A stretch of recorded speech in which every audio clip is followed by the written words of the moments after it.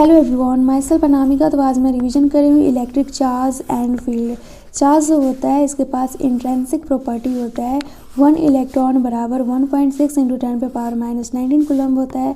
Q बराबर plus minus N ही होता है, मतलब क्यू बराबर एन ही होता है। एंड ये जो होता है ये नंबर को डिनोट करता है। नेक्स्ट है कूलॉम लॉ। तो इसके लिए सिंपल फॉर्मूला याद रखना, F बराबर के Q1 Q2 by R square. And के का जो वैल्यू होता है ये 9 इंटू 10⁻9 होता है। एंड के को हम लिख सकते हैं 1/4 पाई एप्सिलॉन नॉट। तो ये एप्सिलॉन नॉट जो होता है इसको बोलते हैं एब्सोल्यूट परमिटिविटी।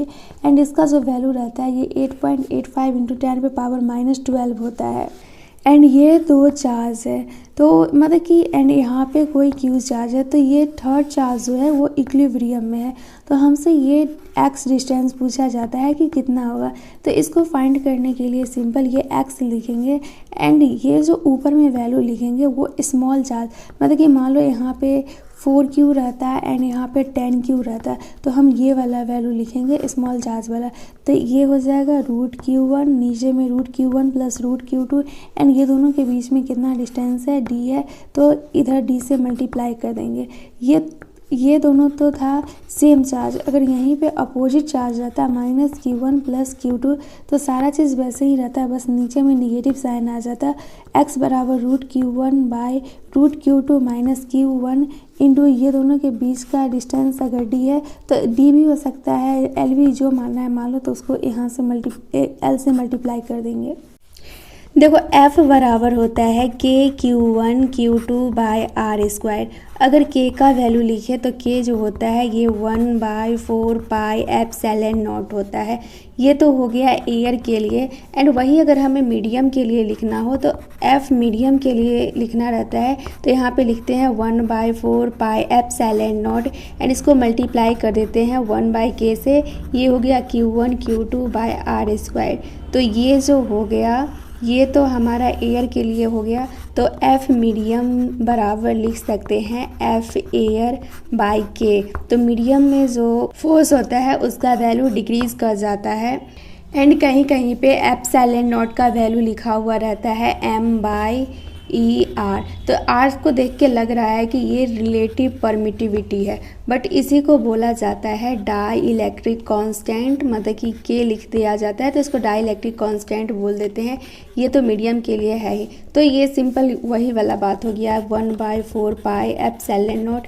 इसको 1/K से मल्टीप्लाई कर दिए तो मीडियम के लिए आ गया। तो अब इसको फॉर्मूला के वे में लिखेंगे तो ये E0 ER एंड ये हो गया EM। देखो ये रोड है, इस पे चार्ज पॉजिटिव है एंड हमें कुछ P पॉइंट पे इलेक्ट्रिक फील्ड फाइंड करना है। इसका लेंथ है L है एंड ये A है, यहाँ से यहाँ तक का डिस्टेंस। तो अब हम इलेक्ट्रिक फील्ड P पॉइंट पे निकालते हैं तो हमें इंटीग्रेशन करके निकालना पड़ता है, मतलब कि छोटा सा एलिमेंट लेंगे, ये DQ हो गया, ये X हो गया एंड फिर इसको इंटीग्रेट करेंगे। तो E क्या होता है KQ बाई आर स्क्वायर। तो हम इंटीग्रेशन करेंगे तो यहाँ पे E लेंगे एंड ये हो गया KDQ बाई आर के जगह पे हम एक्स स्क्वायर लिखेंगे।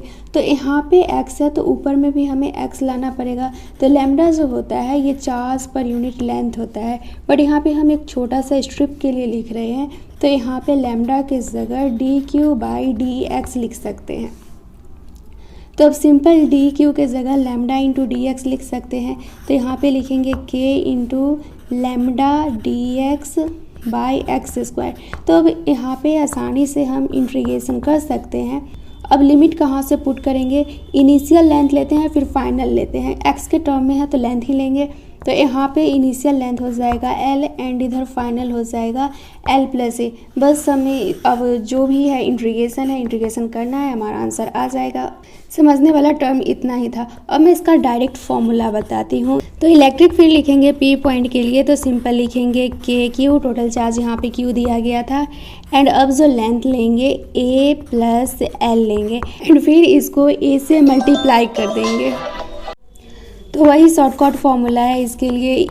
यहाँ पे इलेक्ट्रिक फील्ड के लिए देखें तो ये हो जाएगा के क्यू, मतलब कि वैसे भी ई बराबर के क्यू बाय आर स्क्वायर होता ही है, तो ऊपर में के क्यू हो जाएगा एंड नीचे में ये जो लेंथ है यहाँ पे जो हमें फाइंड करना है ये लिखेंगे, फिर टोटल लिखेंगे ए प्लस एल। अगर हमें इलेक्ट्रिक फील्ड लिखना पड़ता है किसी भी सर्किल के लिए या फिर आर्क के लिए, तो इसके लिए सिंपल फॉर्मूला होता है 2k lambda by R sine alpha by 2। यहाँ पे अल्फ़ा लेते हो या फिर थीटा लेते हो, जिस टर्म में याद किए हो उस टर्म में यहाँ पे सिंपल याद कर लो। एंड मैं एग्जांपल में अगर हाफ सर्किल लेती हूँ तो यहाँ पे थीटा कितना हो जाएगा 180 डिग्री, तो इसको लिखेंगे 2k lambda by R sine 180 by 2, तो ये हो जाएगा साइन 90, साइन 91 होता है, तो सिंपल ए का वैल्यू आ जाएगा 2k लैम्डा बाय आर। ये है रिंग एंड इसके पी पॉइंट पे हमें इलेक्ट्रिक फील्ड फाइंड करना है।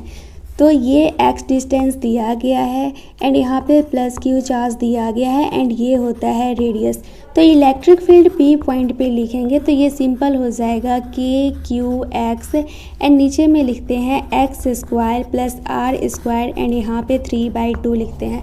अब इसके ई एंड एक्स के बीच में ग्राफ भी पूछा जाता है, बहुत टेस्ट सीरीज में मैं देखी हूँ पूछ लिया जाता है।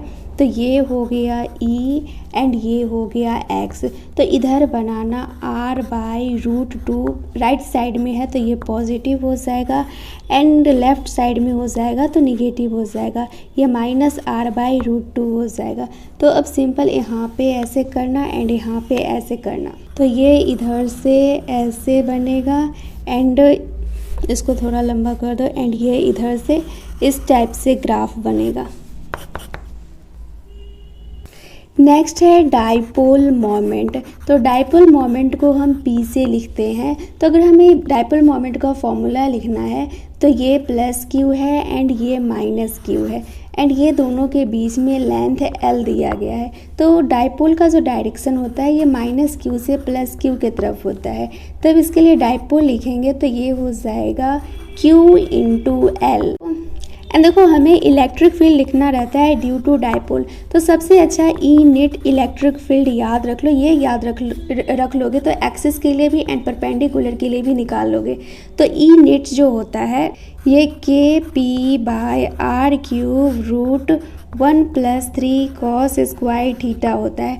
अब हमें ई लिखना है एक्सिस के लिए, तो सिंपल cos 180 कितना होता है -1 एंड स्क्वायर स्क्वायर 1 का करेंगे तो ये 1 ही हो जाएगा, तो 3 + 1 को हम 4 लिख सकते हैं, तो ये KP/r³ हो गया, 3 + 1 4 हो जाएगा, 4 को ब्रैकेट मतलब कि रूट से बाहर निकालेंगे तो ये 2 हो जाएगा, तो इसको हम लिख सकते हैं 2KP/r³ एंड वही हमें ई परपेंडिकुलर के लिए लिखना रहेगा। तो परपेंडिकुलर में 90 डिग्री होता है, तो cos स्क्वायर की जगह हम 90 डिग्री पुट करेंगे तो cos 90 0 होता है, तो मतलब कि ये पूरा टर्म 0 हो जाएगा, तो इसको हम सिंपल लिखेंगे KP/r³।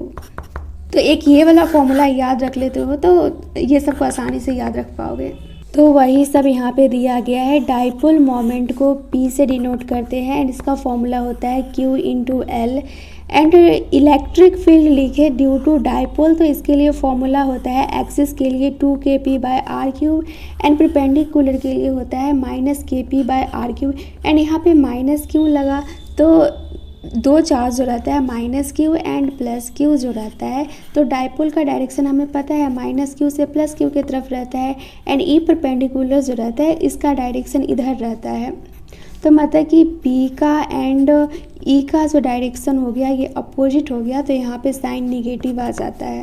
एंड अगर ये सब याद नहीं रखना चाहते हो तो सिंपल ई नेट याद रख लो KP/r³ √1 + 3 cos स्क्वायर थीटा। तो एक्सिस के लिए एंड परपेंडिकुलर के लिए कैसे ला सकते हो मैं बता दी हूँ अच्छा से।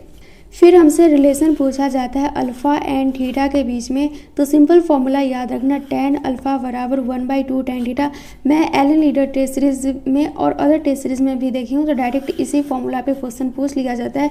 वैसे रफ डायग्राम याद रखना चाहो तो ऐसे याद रख सकते हो, ये -q है एंड ये +q है, तो डाइपोल का डायरेक्शन तो इधर होता है एंड ये इधर थीटा हो गया एंड यहाँ E net and E axis के बीच में अल्फ़ा बनता है एंगल।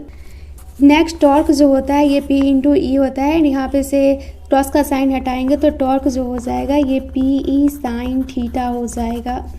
एंड फिर टाइम पीरियड भी इस टाइप के क्वेश्चन में पूछ लिया जाता है। तो t बराबर 2π√I/p/e होगा एंड ये p जो होगा ये डायपोल मोमेंट होगा। देखो मैं बताई थी electric field due to dipole